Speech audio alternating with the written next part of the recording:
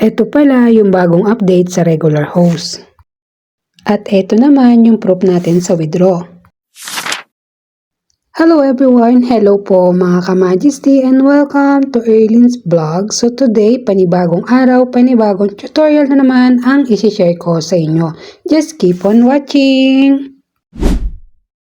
Today mga ka-Majesty, gusto ko lang pong i-share sa inyo about dito kay Sano App. So nagkaroon po kasi siya ng update last day at nagkaroon din po siya ng task para sa mga regular host.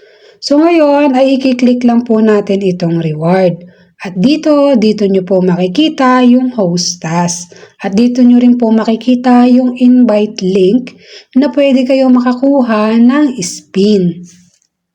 At ito po yon mga ka-Majesty. So dito kapag nag-invite ka, 1 invite ay makakuha ka na kaagad ng 2 spin. So nandito po yung details sa baba. Invite 1 friend and get 2 spin. So pwede ka makakuha dyan ng diamond and coins. So dito naman po tayo sa host. Kung nakikita nyo guys, may live duration na po ako 1 hour 500. So yan po yung bagong update ni Sano App. So ngayon ay nakalagay na rin po sa rules sa letter J, 00 and 500 per hour.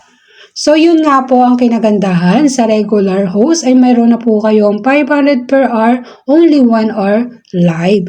Pwede po siyang solo live at pwede rin po siya sa video party. Kailangan naka-open cam po tayo para makaklaim po tayo dito sa task.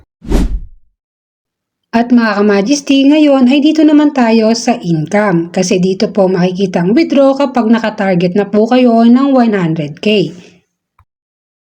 At ito yon mga ka-Majesty, makikita nyo po dito na meron na pong 101,000 o 101,000 is meron na pong withdraw sa may gilid. And click lang po natin yung add withdrawal method. Kasi maglalagay po tayo o magbabind po tayo dito ng GCash.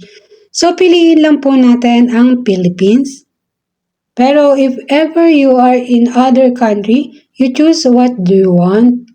So dito po ay may bank transfer, Binance, ePay, GCash, GrabPay, PayMaya, PayPal, and USDT. So ngayon ay GCash tayo. So dito po sa receiving account, ito po yung number ng GCash. Sa phone number ay pwede rin naman po siyang same sa receiving account and full name po ng GCash account nyo. At ayun nga guys, ay nakabind na nga po tayo ng GCash account dito. So ilalagay natin yung withdrawal amount. So ilagay natin yung 10 kasi $10 lang yung naipon natin. Then i-click na po natin yung withdraw. So ngayon ay dito nyo naman po makikita sa withdrawal record sa taas. So eto na po yung ating withdraw. Withdrawal $10 is processing 9.5.